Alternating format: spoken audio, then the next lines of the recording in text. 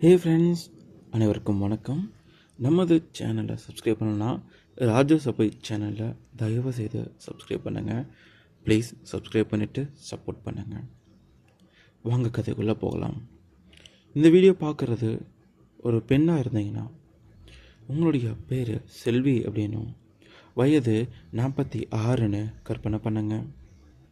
இந்த வீடியோ பார்க்குறது அதுவே ஒரு ஆணாக இருந்தீங்கன்னா உங்கள் பேர் வாசுனும் வயது 18ன்னு கற்பனை பண்ணுங்க. ஓகே, செல்வி யார் அப்படின்னு பார்த்தோம்னா 46 வயசுன்னு சொல்லிட்டேன் இல்லையா? ஸோ செல்வி வாசுவுடைய சொந்த சித்தி. தன்னுடைய அம்மா இறந்ததுக்கப்புறம் அவங்களுடைய அப்பா கல்யாணம் பண்ணிக்கிட்ட ஒரு பொண்ணு. இந்த செல்விக்கு அவளுடைய கதையே டிஃப்ரெண்ட்டாக இருந்துச்சு. அவளுக்கு ஆல்ரெடி ஒரு கல்யாணமாகி ரொம்ப சந்தோஷமாக வளர்ந்துட்டு வந்தாள். அவனுடைய கணவன் 2 குழந்தைகளை கொடுத்ததுக்கப்புறம் செல்விக்கு ஆப்ரேஷன் பண்ணிட்டாங்க. ஒரு நாள் வெளியூருக்கு விசேஷத்துக்காக கணவனும் செல்வியும் 2 குழந்தைகளும் போகிறதா இருந்தது. ஆனால் எதிர்பாராத விதமாக இவளுக்கு அந்த பீரியட்ஸ் வந்ததுனால இவன் அந்த ஃபங்க்ஷனுக்கு போக முடியாமல் போயிடுச்சு. அந்த டூரிஸ்ட் வேனில் பையன் அப்புறம் அந்த ஹஸ்பண்ட் எல்லோரும் போயிருக்காங்க. போயிட்டு ரிட்டன் வரும்போது ஒரு பயங்கரமான ஒரு விபத்து நடக்குது. அந்த விபத்தில் கணவனும் 2 பிள்ளைகளும் இறந்து போயிடுறாங்க. ஸோ அதுக்கப்புறம் அவங்களுக்கு இறுதி சடங்குகள்லாம் பண்ணதுக்கப்புறம் அந்த இறுதி சடங்கில் தான் வாசுடைய அப்பா செல்வியை பார்க்குறாரு. ஒரு தூரத்து உறவினர் ஆறுதல் சொல்லிட்டு வீட்டுக்கு வந்துடுறாரு. கொஞ்ச நாட்கள் கழித்து செல்விக்கு மறுமணத்துக்காக வரன் பார்க்குறாங்க அப்படின்ற செய்தி அறிஞ்சு யாரையும் கூப்பிடாம செல்வியை பார்க்க போயிடுறாரு வாசுவோட அப்பா. அப்புறம் 2 பேர் மனசை விட்டு பேசிக்கிறாங்க.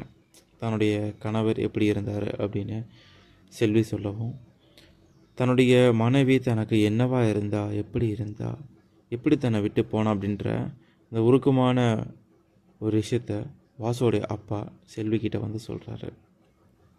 ஸோ 2 பேருக்கும் மனசு ஒத்து போகுது.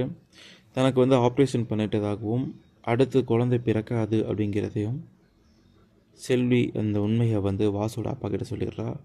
எனக்கு பிரச்சனை இல்லை, எனக்கு ஆல்ரெடி ஒரு பையன் இருக்கான், அவனே எனக்கு போதும், என் பொண்டாட்டி விட்டுட்டு போன ஒரு பெரிய சொத்து அவன், எக்காரணத்து கொண்டும் இன்னொரு வாரிசு அவன் மேலே இருக்கிற பாசம் போயிடக்கூடாது அப்படின்னு இருந்தேன். ஆனால் உங்களை பார்த்ததுக்கப்புறம் நீங்கள் என்னுடைய வாழ்க்கையில் வந்தால் நல்லாயிருக்கும் அப்படின்ற ஒரு எண்ணத்தில் தான் உங்ககிட்ட பேசினேன் அப்படின்னு சொல்லவும் 2 பேருடைய மனசும் ஒத்து போச்சு. கல்யாண தேதி கல்யாணமும் அந்த இது நடக்க ஆரம்பிச்சது. ஸோ அப்போது வாசுக்கு கிட்டத்தட்ட கொஞ்சம் கம்மியான வயசாக இருக்கும். என்ன தான் சித்தி முறையாக இருந்தாலும் செல்வி இவனை ஒரு நல்ல முறையில் பார்த்தாலும் இவனுக்கும் ரொம்ப பிடிச்சி போகுது. பட் கொஞ்சம் வேறு விதமாக பிடிச்சி போகுது. ஸோ நாட்கள் அப்படியே நகர ஆரம்பிக்குது. செல்விக்கிட்ட அதிகமான நேரம் இருக்கான் வாசு. செல்வி அவனுடைய பாசம் எல்லாத்தையும் கொடுக்க வாசுக்கு அதெல்லாம் ஒரு புது விஷயமாக இருக்குது. ஏன்னா அவனுக்கு நினைவு தெரியும் போது அவருடைய அம்மா இறந்துட்டாங்க. ரொம்ப தனிப்பட்ட முறையில் வாழ ஆரம்பித்ததுனாலேயே செல்வியோடைய அரவணைப்பு ரொம்ப பிடிச்சி போச்சு. கொஞ்ச நாட்கள் அப்படியே போக போக போக போக பார்த்தீங்க அப்படின்னா செல்வி எப்படி ஃபஸ்ட்டு ஒரு வீட்டு சாப்பாடு சாப்பிட்டு இருந்தா, இப்போ 2 வீட்டு சாப்பாடு சாப்பிட ஆரம்பிச்சிட்டா. ஸோ அந்த பூனை என்னாச்சுன்னா ருசி பார்த்துருச்சு. ஸோ புதுசில் வாசுடைய அப்பா நல்லா சந்தோஷமாக கவனிச்சுக்கிட்டாலும் செல்வியோடைய காய்ச்சலுக்கு நல்லா மருந்து போட்டுட்டு இருந்தாலும் இப்போ அவளுக்கு அந்த டோசேஜ் பார்த்தாம போயிடுச்சு. ருசி கண்ட பூனை சும்மா இருக்குமா? வாசுடைய அப்பா கிட்டே எனக்கு இந்த மருந்து பத்தலை, இன்னும் கொஞ்சம் எக்ஸ்ட்ரா டோசேஜ் கொடுங்கன்னு கேட்கவும், இல்லை என்னால் முடியாது, கடை ரொம்ப தூரமாக இருக்குது, நீ படு அப்படின்னு சொல்லிட்டு பார்த்துருவாரு. ஸோ இதனால் கொஞ்சம் வெறுப்புலேயும் அந்தந்த ஒரு மன சங்கடத்துலேயும் செல்வி இருந்துட்டு இருந்தாள். ஸோ இந்த மருந்து கிடைக்காம அவள் கஷ்டப்படுறத பார்த்த வாசு அவகிட்ட போயிட்டு, இப்போ வீட்டில் நான் வேணா உங்களுக்கு சுண்ணாம்பு தடவை விடவா, இல்லை மருந்து வச்சு விடவா அப்படின்னு. டோசேஜ் அதிகமாக என்னால் கொடுக்க முடியும்னு சொல்லவும், ஐயோ முடியாது, நீ எனக்கு ஒரு பையன் மாதிரி, நீ மருந்து எனக்கு வச்சுடவே கூடாது, இது தப்பு, உங்கள் அப்பா தான் வச்சு விடணும் அப்படின்னு சொல்லவும், யார் வச்சு விட்டா என்ன அப்படின்னு வலுக்கட்டாயமாக மருந்து வைக்க ட்ரை பண்ணுறான். ஒரு தள்ளுமுள்ளு ஏற்படுது. நீ வச்சா வலிக்குண்டா, உனக்கு தெரியாது எப்படி வைக்கணும் அப்படின்ட்டு. இல்லை, நான் நிறையா படிச்சிருக்கேன், எனக்கு தெரியும், அந்த புண்ணை வந்து காட்டுங்க அப்படின்னு அந்த புண்ணை வந்து காட்ட சொல்கிறான். இவளுக்கு விருப்பமே இல்லை, அதனால் ஓங்கி அரைஞ்சு போக சொல்லிடுறா. ஸோ அந்த ஒரு குற்ற உணர்ச்சியில் அப்படின்னு காரியத்தை போயிட்டு வந்துட்டான். ஸோ இதனால் வந்து வீட்டில் யார்கிட்டையும் சரியாக பேசாமல் இருந்தான். அப்பா கிட்டேயும் சரியாக பேசுறதில்ல, செல்விக்கிட்டேயும் பேசுறதில்ல, சரியாக சாப்பிட்றதும் இல்லை. செல்விக்கு தான் இவன் ரொம்ப பாசமாச்சு. அதனால் இவனுக்கு பிடிச்ச மாதிரி விதவிதமாக செஞ்சு கொடுக்குறான். இருந்தாலும் அவனுக்கு இருக்கிற கோபம் செல்விக்கு வந்து புரியுது. செல்வி பக்கத்தில் போய் சொல்கிறா, இங்கே பாரு கண்ணா, உனக்கு வேண்டியதை விதவிதமாக சமைச்சு தரேன், கோபத்தை விட்டுரு, நீ நினச்ச மாதிரியெல்லாம் நம்ம நடந்துக்க முடியாதுடா அப்படின்னு ஆறுதல் சொல்லி அவளுக்கு புரிய வைக்கிறதுக்காக எவ்வளவோ கஷ்டப்படுறா செல்வி. ஸோ அந்த நேரத்தில் அவள் வந்துட்டு, இந்த உலகத்தில் எதுவுமே தப்பு கிடையாது, உங்களுக்கு மருத்துவம் பண்ண தான் நான் வந்தேன், எனக்கு மற்றபடி பெரிய ஆசை கிடையாது அப்படின்ட்டு. நீ எப்படி மருத்துவம் பண்ணுவ அப்படின்னு கேட்குவேன். அதெல்லாம் நான் பண்ணிடுவேன் அப்படின்னு சொல்லவும், இதெல்லாம் ஒன்றும் வேண்டாம் அப்படின்னு உதறி தள்ளிட்டு வந்துடுறான். ஸோ அப்படியே ஒரு மாதம் 2 மாதங்கள் வந்து போகுது. நாட்கள் ஒவ்வொன்றா நகர அந்த விஷயங்கள் அவள் மைண்டுக்குள்ளேயே ஓடிட்டுருக்கு.